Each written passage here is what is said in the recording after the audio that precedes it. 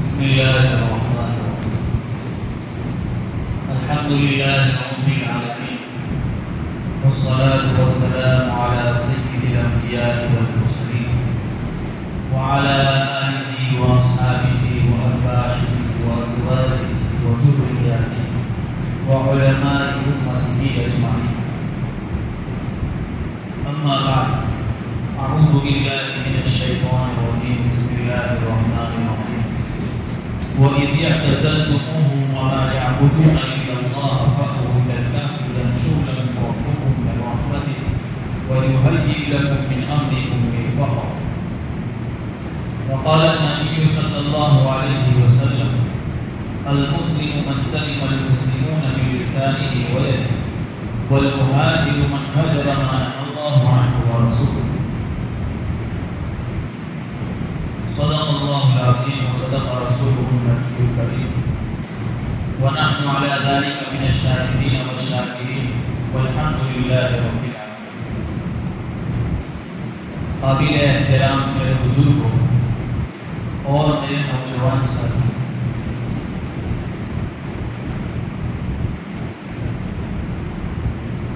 تاریخ کو یاد رکھنے کے لیے الگ الگ کیلنڈر آرائش میں استعمال کیے جاتے ہیں. ہمارے اس زمانے میں دو کیلنڈر رائج الوقت ہیں. ایک تو عیسوی حضرت عیسیٰ علیہ السلام کی پیدائش کے دن سے جس کی نسبت ہے، اس کو ہم انگریزی کیلنڈر کہہ سکتے ہیں. اور دوسرا جو ہمارا ہجری کیلنڈر، یعنی جناب رسول اللہ صلی اللہ علیہ وسلم کی مکہ سے مدینہ کی طرف ہجرت جس بنیادی سال پر ہوئی، اس سال سے تاریخ کی ابتدا اور تاریخ کا شمار کیا جاتا ہے. اس اعتبار سے 1444 سال ہجری سال کے ہو گئے. اس کا مطلب یہ ہے کہ جناب رسول اللہ صلی اللہ علیہ وسلم جب مکہ سے مدینہ ہجرت کر کے تشریف لے گئے تو اس کو 1400 سال اور 44 سال ہو گئے. اور 5 یا 4 دن کے بعد ہجری کے اعتبار سے اسلامی سال نیا شروع ہونے والا ہے. جناب رسول اللہ صلی اللہ علیہ وسلم کی سیرت طیبہ میں ایسے کئی واقعات ہیں جو ہم سب کے لیے بہت بڑا سبق رکھتا ہے. ایک ایک واقعے میں ہمارے لیے، ہماری زندگی کے لیے، زندگی کے ایک ایک شعبے کے لیے، ہماری زندگی کے ہر موڑ کے لیے جناب رسول اللہ صلی اللہ علیہ وسلم کی زندگی میں،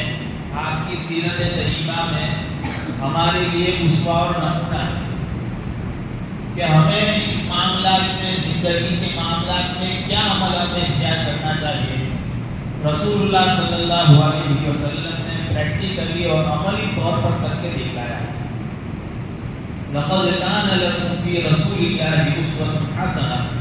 لِمَنْ كَانَ، کہ جناب رسول اللہ صلی اللہ علیہ وسلم نے تمہارے لیے اسوہ ہے اور بہترین نمونہ ہے. کہ ہمیں یہ تلاش کرنے کی کہیں نوبت نہیں آئے گی کہ ہمیں یہ معاملہ پیش آیا ہے، زندگی میں یہ بات پیش آئی ہے، زندگی میں یہ موقع آیا ہے، تو ہمیں یہ دیکھنے کی کہیں ضرورت نہیں پڑے گی، کہیں جانے کی ہمیں ضرورت نہیں ہے. ہمیں اللہ کے رسول صلی اللہ علیہ وسلم کی سیرت کا مطالعہ کر لینا ہے کہ اس موقع پر اللہ کے رسول صلی اللہ علیہ وسلم نے کیا عمل اختیار کیا ہے. سیدنا عمر فاروق رضی اللہ عنہ کے حکومت کے زمانے میں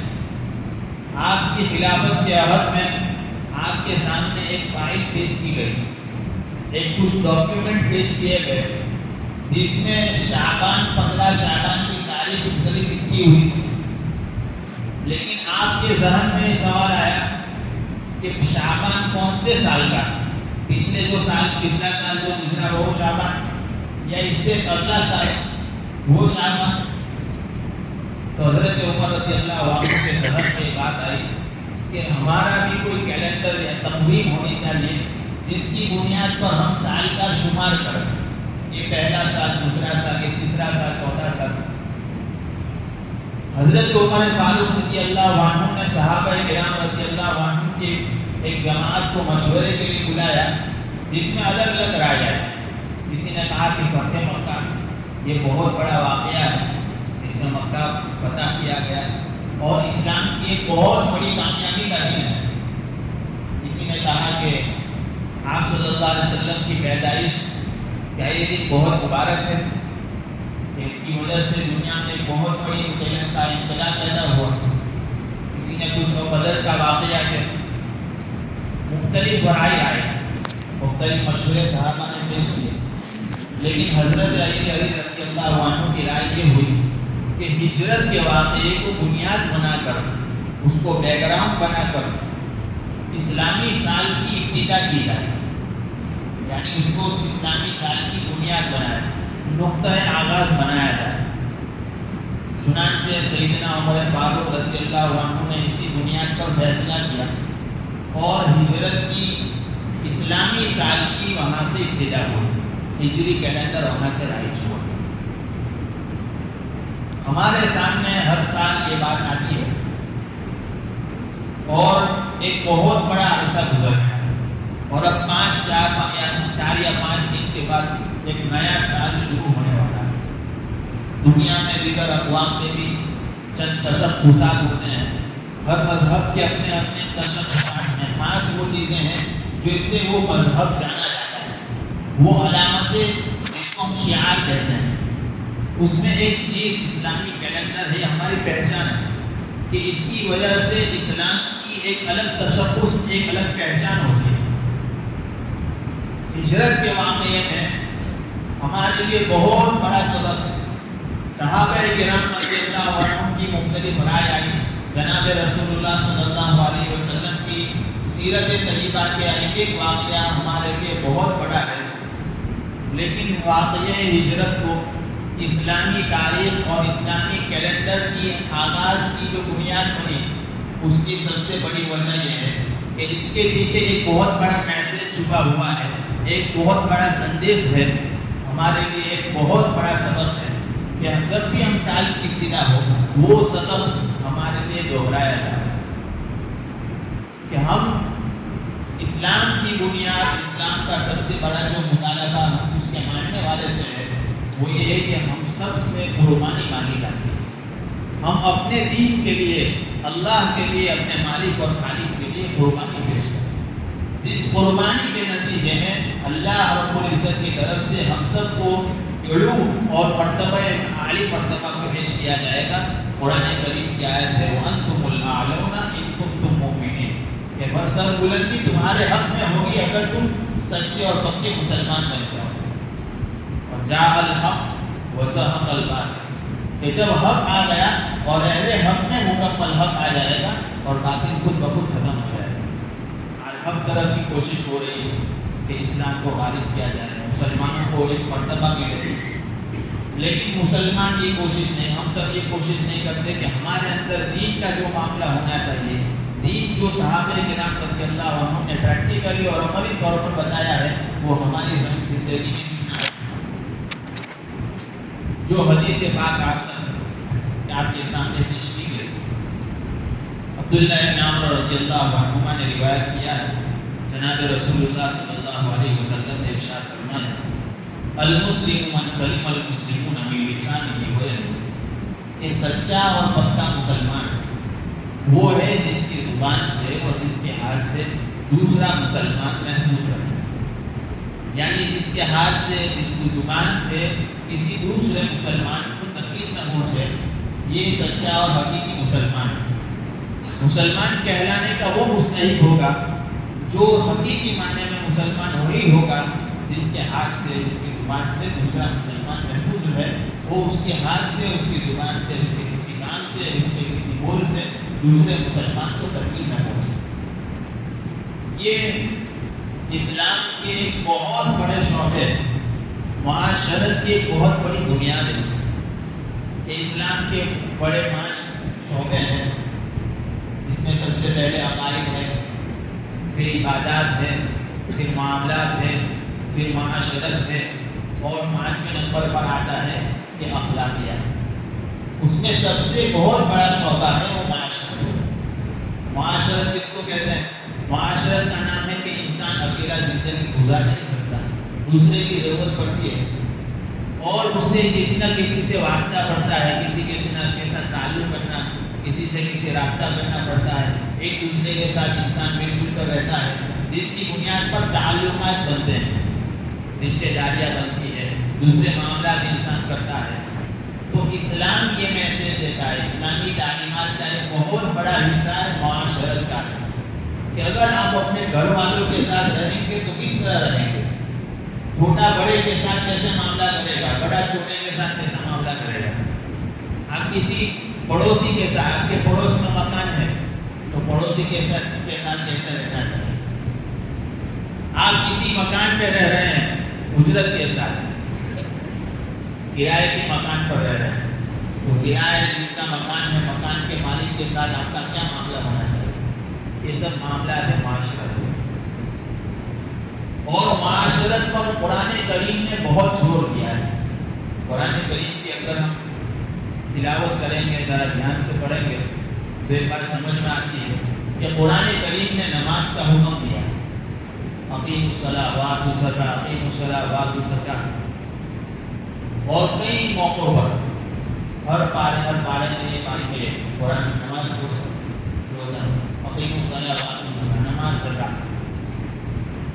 لیکن کہیں بھی آپ کو یہ نہیں ملے گا کہ نماز پڑھنے کا طریقہ کیا ہے، نماز پڑھنے کا کس طریقہ، نماز پڑھنے کا حکم ہے، لیکن نماز پڑھنے کا طریقہ کیا ہے وہ اللہ کے رسول صلی اللہ علیہ وسلم نے بیان فرمایا۔ لیکن معاشرتی پہلو پر قرآن کریم نے کتنا زور دیا کہ اس کی ایک مثال ہم بیان کرتے ہیں کہ ایک پہلو یہ ہے کہ جب ہم کسی کے گھر پر ہمارا جانا ہو تو اس سے پہلے کہ داخل ہونے سے پہلے اجازت دینی ضروری ہے۔ قرآن کریم میں اس کو استئذان کہا جاتا ہے کہ استئذان یعنی اجازت،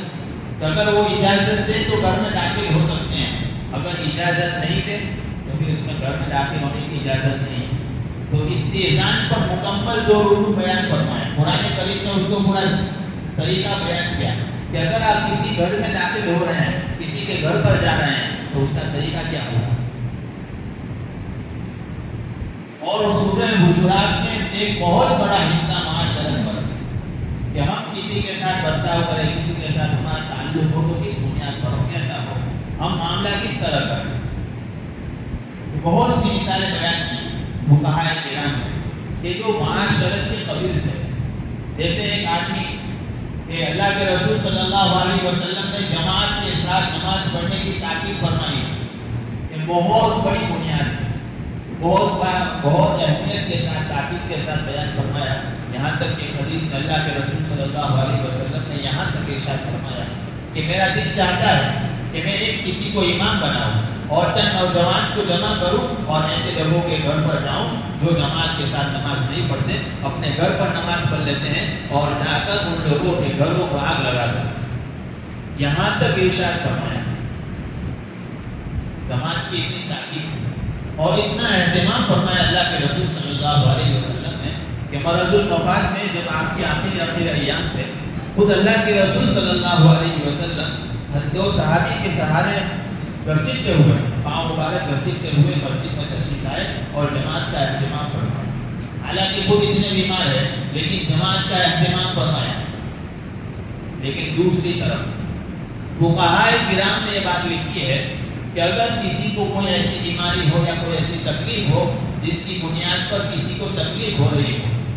دوسرے نمازی کو، نماز پڑھنے والے کو، تو فقہائے کرام نے یہاں مسئلہ لکھا ہے کہ اس آدمی کو، اس بیمار کو مسجد میں آ کر نماز پڑھنے کی اجازت نہیں ہے، مسجد میں جماعت کے ساتھ پڑھنا، نماز پڑھنا اس کے لیے جائز نہیں ہے۔ بنیاد کیا ہے کہ کسی دوسرے مصلی کو، جماعت پڑھنے والے دوسرے مصلیوں کو اس سے تکلیف ہو، نماز جیسے عمل جماعت کے ساتھ اس سے روک دیا گیا۔ دوسرا ہے کہ حج کے موقع پر طواف کرنے کے ساتھ ساتھ حجر اسود کا بوسہ لینا بہت بڑی عبادت کا کام ہے۔ بہت بڑا ثواب ہے۔ حدیث میں آتا ہے اللہ کے رسول صلی اللہ علیہ وسلم نے ارشاد فرمایا حجر اسود کا بوسہ لینا ایسا ہے جیسا کہ اللہ تعالیٰ کا کسی کوئی آدمی مصافحہ کرے۔ اور دوسری حدیث میں آتا ہے کہ حجر اسود کا بوسہ لینا گناہوں کو جھاڑنے والا ہے، یعنی اس کی وجہ سے گناہ معاف ہو جائے۔ لیکن دوسری طرف مسئلہ یہ بیان کیا، اتنا بڑا عمل اتنے بڑا ثواب ہے، لیکن مسئلہ یہ بیان کیا کہ اگر اس کی وجہ سے یعنی حجر اسود کا بوسہ لینے کی وجہ سے دھکا دینا پڑے، کسی کو تکلیف پہنچانے کی نوبت آئے، تو پھر اگر اس طرح اگر کوئی آدمی کرے گا تو وہ گناہ ہوگا۔ یہاں حجر اسود کا بوسہ چھوڑ دو، مسلمان کو تکلیف رسانی، مسلمان کو تکلیف ہو رہی ہے، اس کو ترجیح دی جائے گی اور اس کو اختیار کیا جائے گا کہ آدمی حجر اسود کا بوسہ چھوڑ دے گا۔ اور کئی بنیاد ایسی ہیں ایک بات ہے کہ مسلمان وہ ہے جس کی تعریف بیان کی کہ مسلمان حقیقی مسلمان ہے جس کی زبان سے جس کے ہاتھ سے کسی دوسرے مسلمان کو تکلیف نہ پہنچے۔ کہ بہت سی چیزیں ایسی ہیں جو ہمارے خیالات سے نکل جاتی ہیں، جیسے موبائل کا زمانہ ہے، ہم نے کسی کو فون کیا اور سامنے والا کس حالت میں ہے، کس کنڈیشن میں ہے، آرام کی حالت میں ہے، آرام میں خلل ہوگا یا نہیں ہوگا، پتہ نہیں کیا مسئلہ ہوگا، کہاں ہوگا، کس سچویشن ہوگا، اور آدمی بات پر باتیں جا رہا ہے، اپنی باتیں چالو رکھ رہا ہے، سامنے والے سے اجازت لینے کی ضرورت ہے۔ یہاں آدمی مصروف ہوتا ہے، اتنا مشغول ہوتا ہے کہ وہ سامنے والے کی بات برداشت کرنا اس کے لیے بہت دشوار ہوتا ہے، لیکن یہاں خیال نہیں ہوتا کہ آدمی سامنے والے کو تکلیف ہو رہی ہے، اس کا خیال نہیں ہوتا اور اپنی باتیں بیان کیا جا رہا ہے۔ تو یہ آپ سامنے والے کو تکلیف دینا ہے، گناہ کبیرہ ہے، مسلمان کو تکلیف دینا۔ اس لیے ہمیں یہ خیال رہے کہ اللہ کے رسول صلی اللہ علیہ وسلم نے حقیقی مسلمان کی جو تعریف بیان کی ہے، من سلم المسلمون فی لسانہ ویدہ، تو ہماری کوشش یہ ہونا چاہیے کہ ہماری وجہ سے، ہماری ذات کی وجہ سے، ہمارے کسی بات کی وجہ سے، ہماری کسی حرکت کی وجہ سے یا ہماری کسی ایسی کام کی وجہ سے کسی دوسرے مسلمان کو تکلیف نہ ہو۔ امام غزالی رحمۃ اللہ علیہ نے یہاں ایک عجیب بات لکھی ہے۔ امام غزالی رحمۃ اللہ علیہ فرماتے ہیں کہ جانور تین قسم کے ہیں۔ پہلا جانور کی قسم وہ ہے کہ جس سے لوگوں کو فائدہ ہی پہنچتا ہے، صرف فائدہ ہوتا ہے، نقصان کبھی کبھار ہو جاتا ہے لیکن اس کا فائدہ ہی فائدہ ہے، جیسے گائے ہے، بکری ہے، جو پالتو جانور ہے۔ دوسرے جانور وہ ہیں جس سے نقصان ہی پہنچتا ہے، فائدہ کبھی کبھار بہت مشکل سے، جیسے سانپ ہے، درندے ہیں، جنگل کے جانور ہیں، تو جس سے انسان کو نقصان ہی پہنچتا ہے۔ اور تیسری قسم وہ بتائی جس سے نہ فائدہ پہنچتا ہے نہ نقصان۔ اس قسم تین قسم بیان کرنے کے بعد امام غزالی رحمۃ اللہ علیہ نے آگے بات ذکر فرمائی کہ انسان تو اشرف المخلوقات ہے اور تجھے سب سے زیادہ شرف بخشا گیا اگر کوئی انسان نہیں بنتا ہے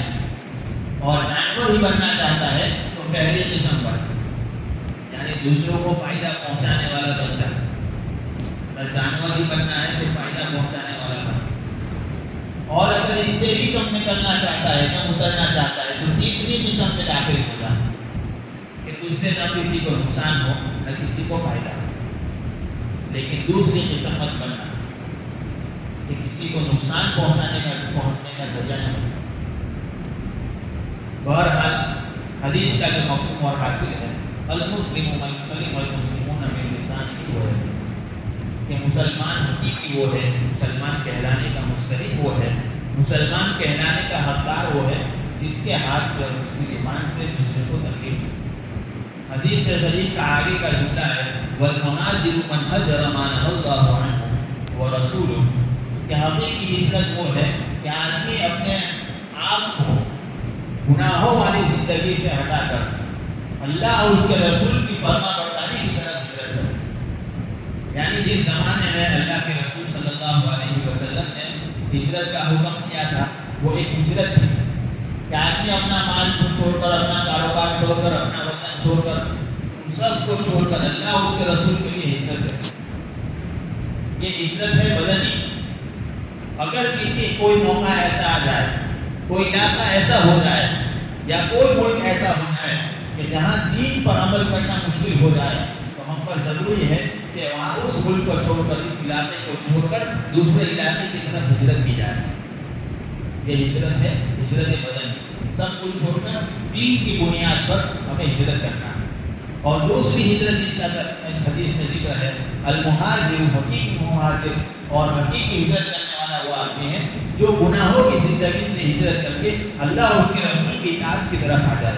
جو بد اخلاقی کی زندگی سے ہجرت کر کے اخلاق کی بنیاد پر آ جائے، جو بے دینی کی زندگی سے ہجرت کر کے دین کی طرف ہجرت کر لیں. یہ سب سے اور حقیقی ہجرت ہے. اور اس زمانے میں ہجرت کے عنوان پر ایک ہجرت کی جس کی ضرورت ہے، بیرونی ہجرت، یعنی ملک ہی میں ہجرت کرنا. ہمیں معاشرت اور معاملات میں اپنے درمیان، اپنے ملک میں، اپنے علاقوں میں ایسے سوسائٹی اور ایسے علاقے قائم کرنا ہے جو خالص مسلمان کے علاقے ہوں، خالص مسلم علاقے ہوں، کہ وہ محفوظ ہو ہر اعتبار سے، جس میں اسلامی شاعری کی مکمل آزادی ہو. یعنی ایسی سوسائٹی تیار کی جائے جو مسلمان اور اسلام کی بنیاد پر ہو، جس میں صرف مسلمانوں کو جگہ دی جائے. بہرحال حدیث شریف جو آپ کے سامنے ذکر کی گئی، اس کا پہلا پیغام یہ ہے، المسلم من سلم المسلمون من لسانه ويده، کہ حقیقی مسلمان وہ ہے جس کی زبان سے اور ہاتھ سے دوسرے مسلمان کو تکلیف نہ پہنچے. اور دوسری بات جو حدیث میں ارشاد فرمائی گئی کہ ہجرت تو ایک وہ ہے کہ دین کی بنیاد پر اور دین کے لیے، دین کے قائم کرنے کے لیے، دین کو باقی رکھنے کے لیے آدمی اپنے وطن کو چھوڑ کر دوسرے ملک میں، دوسرے آبادی میں چلا جائے. اور حقیقی ہجرت جس کو اللہ کے رسول صلی اللہ علیہ وسلم نے حدیث پاک میں ذکر کیا کہ آدمی گناہوں والی زندگی سے ہجرت کر کے اللہ کی فرما برداری کی طرف آئے. اللہ تعالیٰ ہم سب کو کہنے سننے سے توفیق عطا فرمائے. ہجرت کا جو ہمیں سنایا گیا، جو کہا گیا، اس پر عمل کرنے کی توفیق عطا فرمائے، اور تا زندگی تا حیات اس کو یاد رکھنے کی توفیق عطا فرمائے. آمین. وآخر